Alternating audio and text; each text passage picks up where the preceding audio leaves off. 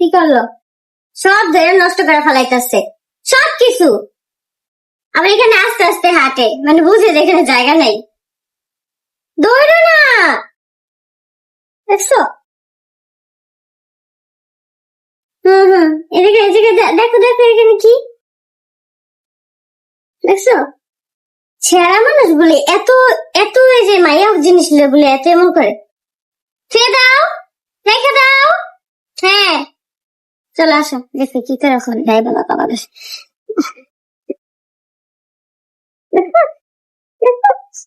দেখতে দেখতে আখির সেই ছোট্ট ছেলে আয়াস আজকে কতটা নাই বড় হয়ে গেছে। বড় হওয়ার সাথে সাথে সে কিন্তু অনেক বেশি দুরন্ত এবং দুষ্ট হয়েছে। তাই তো প্রায় দেখা যায় আখির সাথে তার ছেলের তুমুল ঝগড়া বেঁধে গেছে।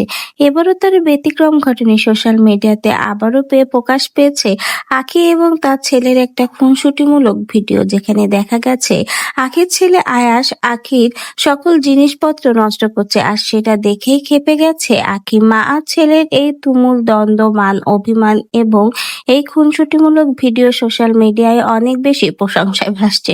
অনেকেই কিন্তু আয়েশ বাবুকে অনেক ভালোবাসা দিচ্ছে। কেউ কেউ তো আবার আয়েশ বাবুর জন্য দোয়া করছে, আয়েশ বাবু যেন জীবনে অনেক বড় হয়, মানুষের মতো মানুষ হয়। আজকে আখির ছেলে আয়াস বাবা ছাড়া এতিম, আজকে বড় হচ্ছে কেবল মায়ের ভালোবাসা।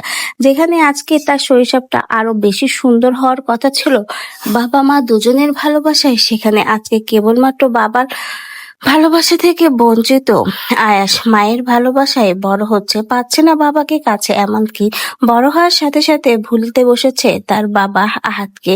আজকে বাবা মায়ের এই ভুল বোঝাবুঝির শিকার হলো ছোট্ট আয়াস, যার জন্য আজকে সে এতিম, বাবার ভালোবাসা থেকে বঞ্চিত। তো ভিউয়ার্স, আয়াস বাবুর জন্য সকলেই দোয়া করবেন, আয়াস বাবুর জন্য বড় হয়ে মানুষের মতো মানুষ হতে পারে।